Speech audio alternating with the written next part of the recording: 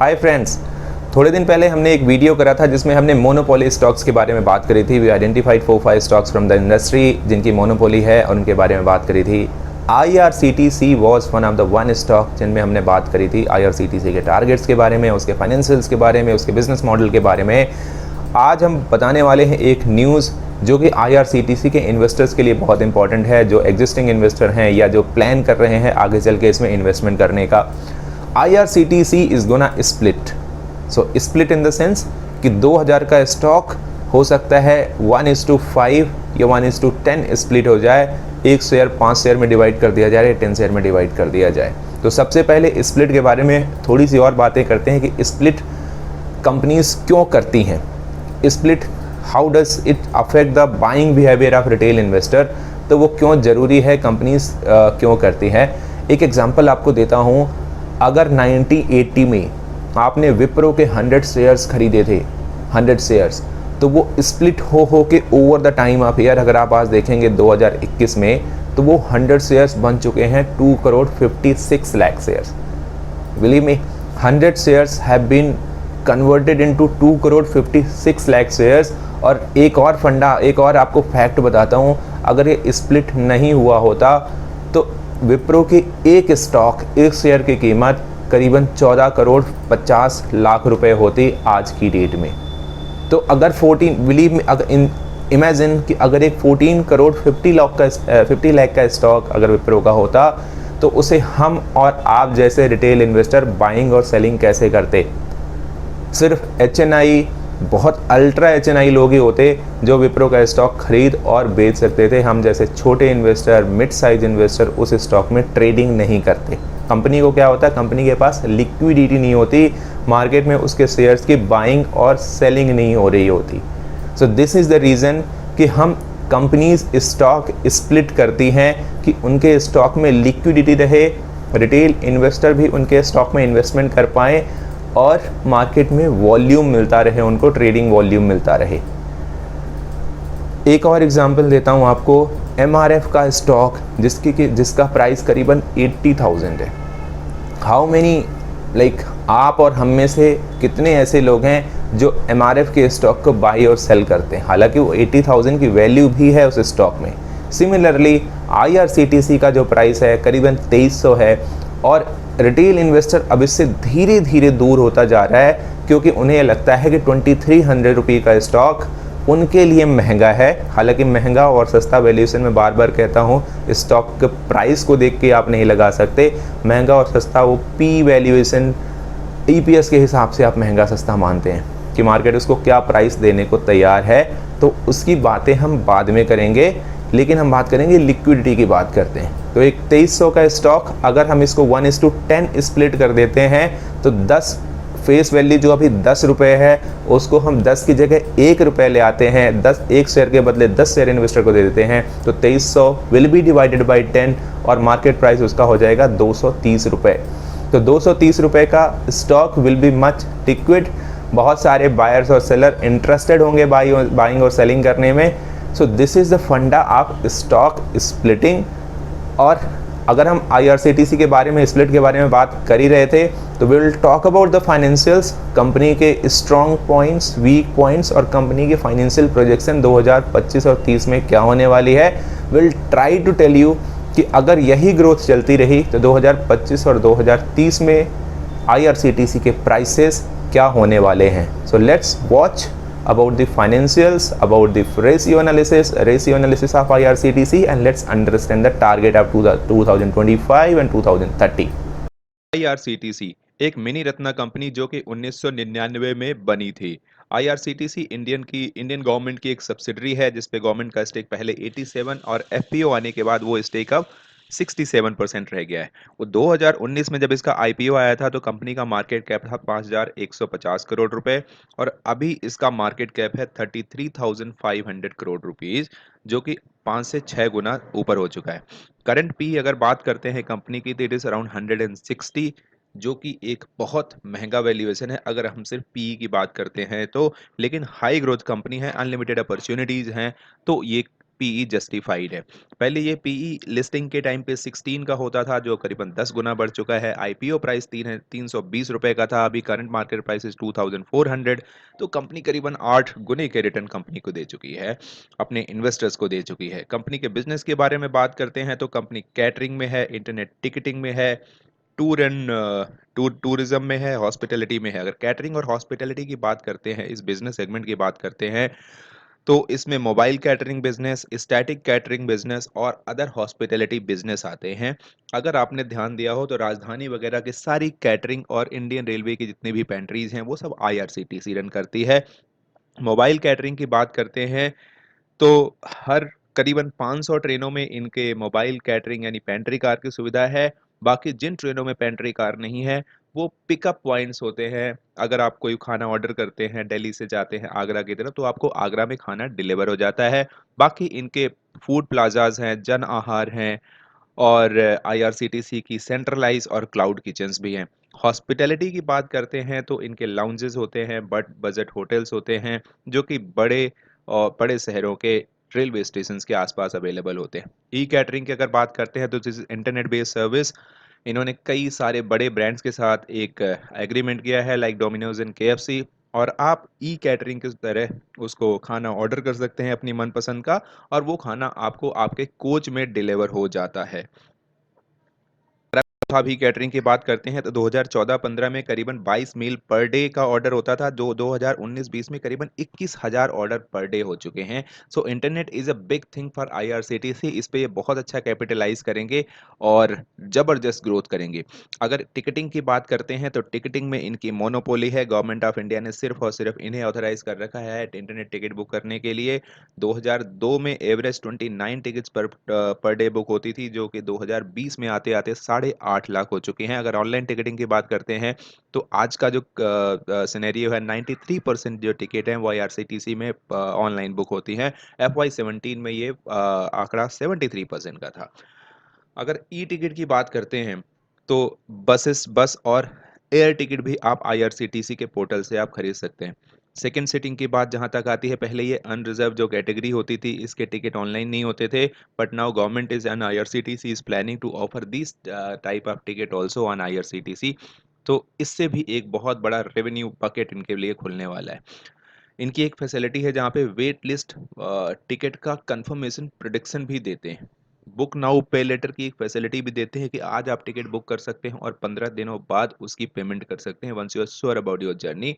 और आस्क दिशा के नाम से इनका चैटबॉट भी है, जो मशीन लर्निंग टेक्नोलॉजी के तहत यूजर को यूजर फ्रेंडली एडवाइस और उसको सोल्यूशन प्रोवाइड करते हैं। ट्रेवल एंड टूरिज्म की बात करें तो इनकी ऑफर पैकेजेस अवेलेबल हैं 900 पर डे से लेकर के $900 पर डे के लिए।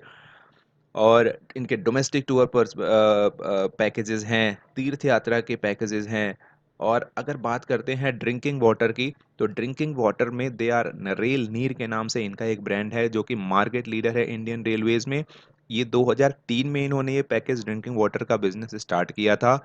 और इस बिजनेस में इनकी जो कैपेसिटी है पर डे की वो थी 2004 में 1,02,000 बॉटल पर डे, जो कि आज वो कैपेसिटी हो चुकी है 16,24,000 बॉटल्स पर डे। अगर मार्केट कैप की बात करें, मार्केट शेयर की बात करें, तो अभी भी ये सिर्फ और सिर्फ डिमांड का 30-40% है। तो रेवेन्यू वहां से बहुत आ सकता है। अगर रेवेन्यू शेयर की बात करते हैं तो कैटरिंग से इनका रेवेन्यू शेयर है 45.9%। और ईयर ऑन ईयर इस कैटरिंग बिजनेस की जो ग्रोथ है वो है 315%। इंटरनेट टिकट्स की बात करते हैं तो अपने रेवेन्यू का करीबन 27.24% ये इंटरनेट टिकटिंग से कमाते हैं। और इसका जो CAGR है पिछले 5 सालों का वो है 53.81%, which is fantastic. Travel and tourism की बात करते हैं तो टोटल रेवेन्यू का 17.11% यहाँ से आता है। और इसकी जो CAGR ग्रोथ है वो है 13 to 14% per year. Package drinking water 9.76 इनके टोटल रेवेन्यू का पैकेज ड्रिंकिंग वाटर से आता है। और 22% की CAGR ग्रोथ इनको यहाँ भी मिलती है। और ये एक बहुत बड़ी अपॉर्चुनिटी है इनके लिए। अगर कंपनी के मोट के बारे में बात करते हैं तो मोनोपोली है इनकी टिकट्स में, इनके अलावा कोई भी प्लेयर नहीं है गवर्नमेंट का या प्राइवेट सेक्टर का मोनोपोली है इनकी वाइट वाटर बिजनेस में, और 2022 23 या 24 तक ये 100% इंडियन रेलवेज में रेलवे स्टेशन में आपको रेल नीर ही मिलेगा, कोई और दूसरे ब्रांड मिलेंगे नहीं। और कैटरिंग में तो इनको मोनोपोली है ही। अगर अपॉर्चुनिटी की बात करते हैं तो इंडियन रेलवे बिजनेस में आईआरसीटीसी के लिए बहुत सारी अपॉर्चुनिटीज हैं जिनको कैपिटलाइज करना है। एक थर्ड, हमारा जो इंडियन रेलवे सिस्टम है वो दुनिया का तीसरा सबसे बड़ा नेटवर्क है। और रिस्क की अगर बात करें तो अगर प्राइवेट सेक्टर को किसी ने अलाउ कर दिया, गवर्नमेंट ने आगे चल के प्राइवेटाइजेशन कर दिया, टिकटिंग में भी लोगों को ऑफर दे दिया, या प्राइवेट सेक्टर को उन्होंने कैटरिंग में भी आने का मौका दिया, तो ये इनके लिए एक बहुत बड़ा रिस्क हो सकता है। और जो मोनोपोली है वो इनकी ख़त्म हो जाएगी, और इनके रेवेन्यूज़ में भी बहुत ज़्यादा असर पड़ेगा। और कोविड जैसे पैंडमिक जो नेचुरल डिजास्टर होते हैं वो भी एक बहुत बड़ा रिस्क है। अगर अगर हम बात करते हैं करंट सिनेरियो, तो करीबन 500 ट्रेन्स ऐसी हैं इंडिया के जहाँ पे इन इन हाउस या इन ट्रेन पेंट्री सर्विसेज हैं। और कंपनी प्लान कर रही है कि करीबन 1500 non pantry car train through TSV food और कैटरिंग की डिलीवरी करेंगे। पॉजिटिव फैक्टर की बात करते हैं तो करीबन 13,400 पैसेंजर ट्रेन है जो हमारे यहाँ चलती हैं, और सिर्फ 500 ट्रेनों में पेंट्री कार की सुविधा है। तो ये एक बहुत बड़ी अपॉर्चुनिटी है आईआरसीटीसी के लिए। अभी आने वाले पिछले वाले बजट में गवर्नमेंट ने अनाउंस किया था कि करीबन 100 लाख करोड़ का इन्वेस्टमेंट होगा इंडियन रेलवे में। तो वो आईआरसीटीसी के लिए एक बहुत बड़ा बेनिफिट है और बहुत बड़ा बेनिफिशियरी होगा। नेगेटिव फैक्टर जैसे पहले ही बात कर चुके हैं कि अगर प्राइवेटाइजेशन होता है, प्राइवेट सेक्टर को बुलाते हैं, तो एक बहुत बड़ा रिस्क होगा आईआरसीटीसी के लिए। अगर फाइनेंशियल स्टेटमेंट की बात करते हैं तो return on capital employed it's 62.8%, which is fantastic. Return on equity is 44%। Company के ऊपर कोई कर्जा नहीं है, तो डेट इज जीरो, तो डेट टू इक्विटी रेशियो भी उनका जीरो है। अगर रेवेन्यू फ्रॉम ऑपरेशंस की बात करें तो FY16 में रेवेन्यू वॉज 1381 करोड़, जो कि FY20 में बढ़ करके हो गया था 2275 crore. FY21 was exceptional year जहां पे कोविड की वजह से सिर्फ और सिर्फ 1031 करोड़ का रेवेन्यू आया था। कंपनी के अगर हम प्रॉफिट्स की बात करते हैं तो FY17 में प्रॉफिट वाज 197 करोड़, जो कि FY20 में प्रॉफिट बढ़ के हो गया था 528 करोड़। तो करीबन 2 से 3 गुना प्रॉफिट इनका पिछले 4 से 5 सालों में बढ़ चुका है। अगर कंपाउंडेड सेल्स ग्रोथ की बात करते हैं तो पिछले 5 सालों में ये ग्रोथ रही है 17%, पिछले 3 सालों में रही है 14%। और अगर इस साल की बात करते हैं तो करीबन ये -53% है, just because of Covid pandemic effect. अब बात करते हैं कंपनी के नेटवर्थ के बारे में। कंपनी का नेटवर्थ था FY16 में 700 करोड़, जो कि FY20 में हो चुका है 1327 करोड़। ऑपरेटिंग प्रॉफिट मार्जिन की बात करें तो FY16 का था 14%, जो कि FY20 में हो चुका है 31%। और अगर करंट यानी FY21 की बात करते हैं तो इट इज़ 24%। तो ये ऑपरेटिंग प्रॉफिट मार्जिन भी अच्छा है। डिविडेंड पर शेयर कंपनी ने दिया था 37 रुपीज़ FY16 में, FY20 में कंपनी दे रही है 12 रुपीज़। तो अगर आप देखेंगे तो डिविडेंड इसके कम हो रहे हैं, but this is a positive signal also कि कंपनी कैपेक्स में खर्चा कर रही है, कंपनी एक्सपेंड कर रही है, अपनी कैपेसिटी बढ़ा रही है, अपनी ऑपरेशनल एफिशिएंसी बढ़ा रही है। शेयर होल्डिंग पैटर्न की बात करें तो FII 1.70 से 8.17 आ चुके हैं, और DII 2.25 से 10% से ऊपर की अपनी होल्डिंग बना चुके हैं। पब्लिक होल्डिंग भी 14% के आसपास है। करंट पी जो है 162 टाइम्स है, या 170 भी पहुंच चुका है अभी जब मैं वीडियो बना रहा हूँ। फेवरेबल पी यानी कि मार्केट का एवरेज जो पी है वो होना चाहिए इसका 100। और अगर इसके पीयर्स की बात करते हैं, वर्ल्ड में ऐसी दूसरी कंपनीज हैं वो 60 to 70 टाइम्स के वैल्यूएशन पे ट्रेड कर रही हैं। So this is the story about PE. अगर ईपीएस की बात करते हैं तो कंपनी का FY20 में जो ईपीएस है वो है 33 रुपीज पर शेयर, और FY21 में है 15। मैंने आपको पहले ही बताया कि FY21 was an exceptional year just because of Covid. तो इसके फाइनेंशियल एनालिसिस बहुत ज़्यादा हमें करनी नहीं चाहिए। कंपनी के फेयर वैल्यू की बात करते हैं, अगर 100 का हम इसको पीई फेवरेबल पीई देते हैं और ईपीएस इसका 15 का है, तो उसका 1500 रुपये भाव होना चाहिए। लेकिन आपको ध्यान रखना चाहिए कि लास्ट ईयर का इसका ईपीएस था 33 रुपये, तो उसका भाव 3300 होना चाहिए था। अब ईपीएस ग्रोथ प्रोजेक्शन की बात करते हैं कि आने वाले सालों में कैसे होगी। केस वन लेंगे कि जो 30% है इसका पास ट्रैक रिकॉर्ड है, हम उसी हिसाब से लेंगे। केस टू लेंगे 70%, क्योंकि कंपनी के पास बहुत सारी ऐसी अपॉर्चुनिटीज़ है जहाँ पे कंपनी को कैपिटलाइज़ करना है और 70% बहुत पॉसिबल है। केस 3 की बात करेंगे, अगर प्राइवेटाइज़ेशन हो जाता है तो -10% का इसका ईपीएस ग्रोथ होगा। तो ये 3 सिनेरियो हैं जिनके आस-पास हम बात करेंगे और कंपनी के फ्यूचर और प्राइसिंग के बारे में बात करेंगे। केस 1 में अगर 30% से ग्रो करती है कंपनी, ईपीएस इसका 2026 में होगा 51 और फेवरेबल पी यानी 100 के हिसाब से इसका प्राइस होगा 5100। अगर 162 जो अभी का ईपीएस है वही मिलता है तो इसका प्राइस होगा 8262 रुपीस पर शेयर। अब हम केस 1 में आते हैं, 2031 में इसका अगर इसी ग्रोथ से रहे तो 193 ईपीएस होगा और ईपीएस के हिसाब से इसका प्राइस होगा 19300 फेवरेबल पीई पे। और केस 2 में अगर आते हैं तो 70% अगर ग्रो करती है कंपनी तो ईपीएस होगा 2026 में 198, प्राइस होगा 19800 100 पीई में, और 162 के पीई में अगर इसका प्राइस हम देखते हैं तो वो पहुंच जाएगा 32,076 रुपीस।